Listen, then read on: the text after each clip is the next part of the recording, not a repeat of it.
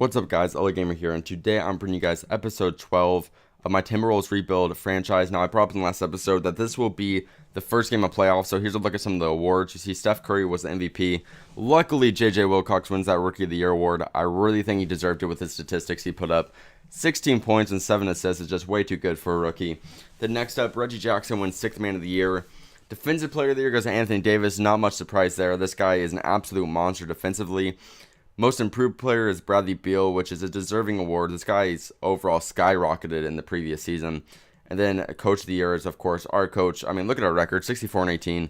We definitely deserve that Coach of the Year award, or I should say our coach did. But realistically, it's more of an award to me, it feels like, because we did a very good job managing this team and turning it into a top team in the league. I mean, last year we had a top 3 pick with our pick, and now we are the number 1 team in the whole entire league. So we're just looking really, really good. A big change in just everything that's happened on this team. But today we are taking on the Utah Jazz. So here's a look at some of their player statistics. This will be a pretty interesting game. We'll just have to see how things go. But let's listen to what Shaq and Ernie have to say in the 2K Sports pregame show. And now, the 2K Sports pregame show, brought to you by Sprite. Welcome, everybody. So happy to have you with us here on 2K Sports. I'm Ernie Johnson, along with Shaquille O'Neal. The excitement of the NBA playoffs upon us. And the series being hosted in Minneapolis for tonight's game, as the Timberwolves will be going up against the Utah Jazz. And when you take a look at the Jazz, they were tough enough to make the playoffs in the West. Now, as an 8th seed, they face an uphill climb against perhaps the top team in the league. So, Shaq, here we go. Postseason basketball. What's the biggest difference between what you're going to see in the playoffs and what you did in the regular season as a player? It's just a whole different energy from the fans, from your teammates, from the opposition. Everything is dialed up a notch. Some rise to the occasion, others wilt. And I'm not talking about Wilt Chamberlain. Wow, well played. Let's get out courtside to Kevin Harlan.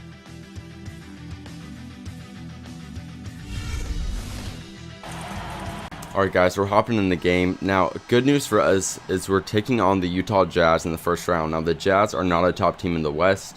Of course, you couldn't really expect that with us being the number 1 team in the West. Of course, we're playing the 8th seed, so we're not expecting the greatest, but the West are such a strong conference. I'm actually surprised the Jazz managed to sneak their way in there. So, I'm actually glad that we're playing this team of all teams. I really think that our team is good enough to really lay the whooping down on this Jazz, but we really can't underplay ourselves. I'm trying to not get too ahead of myself, because if I do that, we can underplay, which would really come back to bite us. But on this note, I really just want to say thank you for all the good luck and all that stuff that you guys have given me with me being sick and everything. Now I'm feeling okay at the moment, so I figured I'd try to get this video out there before I start feeling bad again. So that was kind of the idea. As right here, I toss up the crazy alley-oop to Gorgie Dang. Now this guy, I don't even know if there was like a Name of the Year award. Gorgie Dang's got to be put in the conversation, because this dude's name is just ridiculous. I mean, how do you even say it? Is it Gorgie? Like I don't even know. But either way, right here we're gonna be calling for that screen, and Paul George's gonna get this crazy left-handed and one. So he's showing off some ambidextrous abilities. As right there you see a little bit of a replay with him hitting that and one. Now sadly he misses the free throw, so we still are down by 1 point. We're just doing whatever we can to extend this lead. Now, the Jazz are going to be bringing it all. So the one thing that I was talking about is we can't underplay ourselves. Even though we have a lot of confidence because we are the top team in the league, we can't underplay ourselves. Right here, Wilcox hits the crazy alley-oop dunk, because every single team in the playoffs is going to play like 5 times better. That's just how it is. In the playoffs, you literally don't even care if you throw up because you're trying so hard. That's just how it is. You're going to be trying as hard as you can in the playoffs.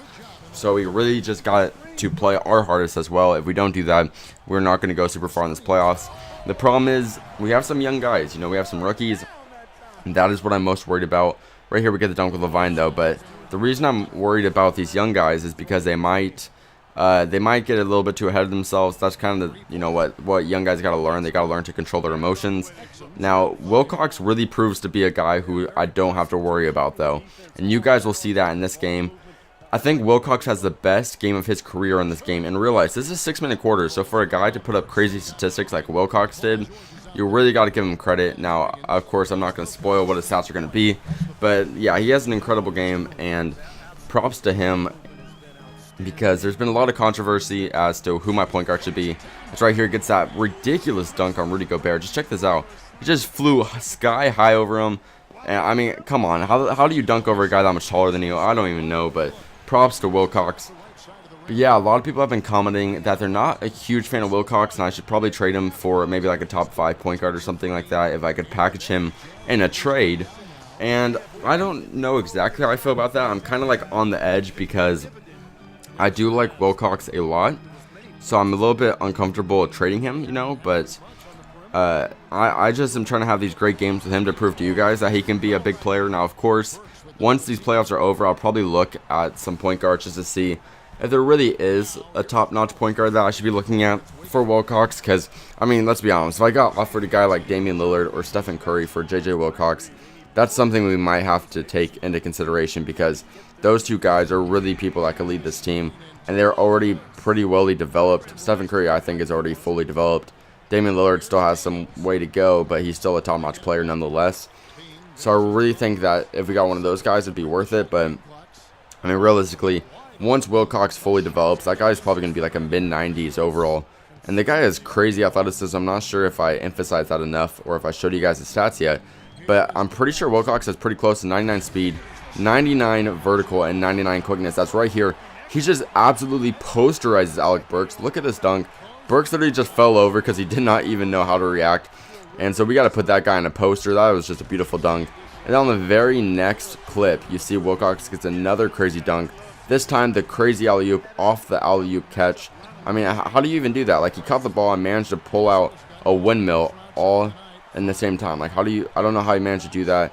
It's just crazy. So right here, he's going to shoot that three. So it's kind of showing off that he can do a little bit of everything.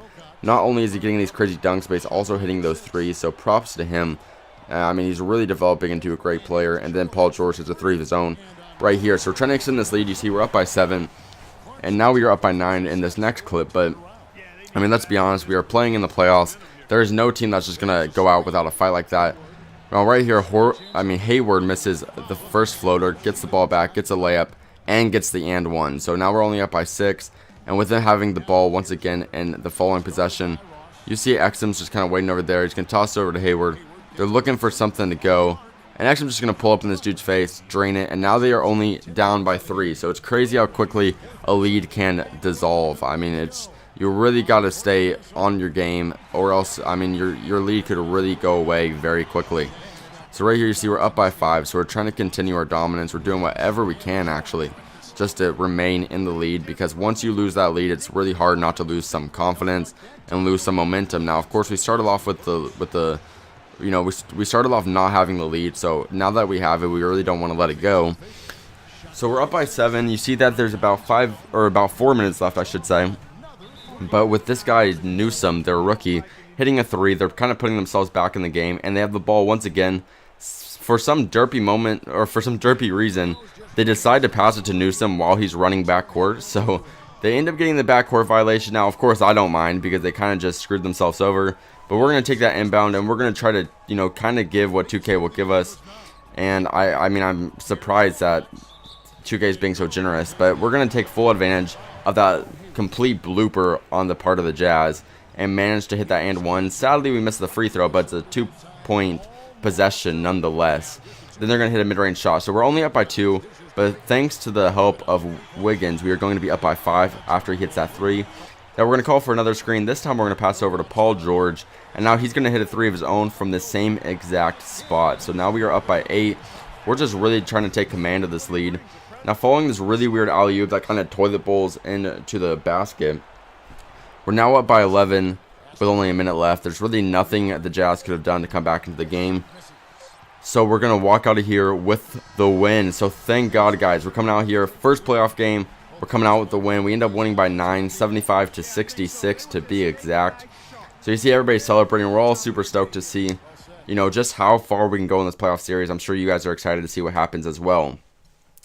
So yeah, if you guys enjoyed, please slap that like button down below. Also, make sure to comment your opinion of the series and what I do to make it more interesting in the comment section below. And last but not least, make sure to subscribe if you haven't already to stay tuned to this series and other ones I got going on this channel. Thank you guys so much for watching, and I'll see you guys next time. Peace out.